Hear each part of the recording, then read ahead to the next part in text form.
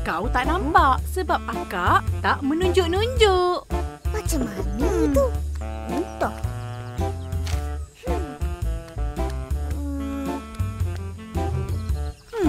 Nampak ni?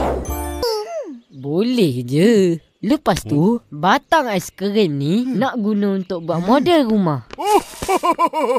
2-3 susu lemak berkrim. Boleh bina rumah sambil makan aiskrim. Tak faham? Ada sumpah. Sumpahan? Ya, sumpahan cermin misteri. Barang siapa melihat dirinya di dalam cermin misteri itu. Semua pasal rasuah.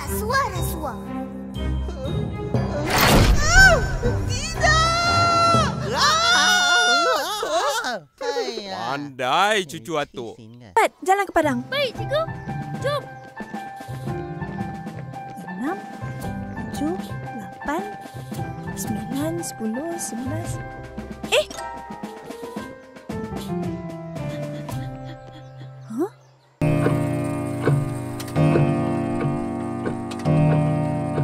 Dah, jangan nak salahkan kedai. Lain kali kena hati-hati.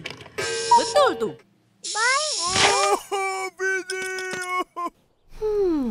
Bagus tu. Apa yang bagus? Adalah. Wah, banyaknya barang. Kan bot, apa buat ni?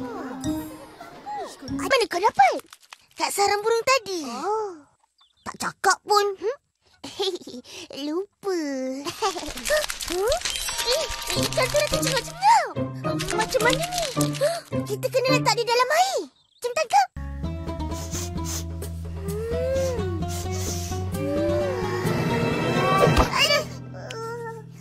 Ayam. Nak ayam? Pergi basuh muka dulu. Cepat-cepat. Tada! Macam mana akak masak? Kau tu tak ada gas. Akak guna ni. Apa ni? Aha! Saya suka. Iya, enak banget. Kak Ros jago buatnya. Saya merasa juga. Ini bukan untuk kau makan sampai kenyang. Ini untuk rasa je. Murid ada ke? Asyik makan aja. Bila nak kurusnya? Puasa besok kan? Jadi besok je lah aku kurus. Sekarang makan dulu.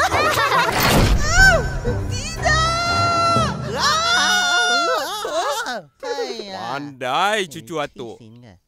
Dengar tu Salih. Atong. Budak-budak pun tahu rasuah tu salah. Malulah sikit. ABCD 2 lagi. Okey. Terima kasih, Hasan. Angka tak ada ah? Angka pun ada sikit lakon tadi. Angka mutu.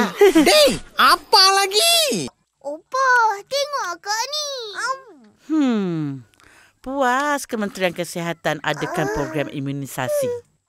Bagi tahu semua orang supaya berikan suntikan vaksin kepada anak-anak. Nanti sistem imun mereka.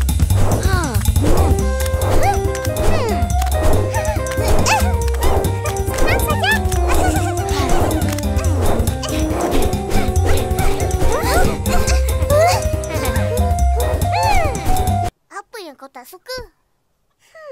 Kayu dengan batu.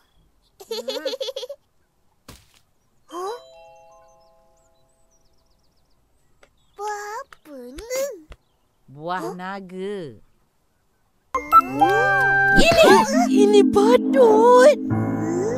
Kenapa kau terkejut sangat? Badut ni makhluk asing yang menakutkan. Menakutkan? Kenapa? Itulah. Nenek aku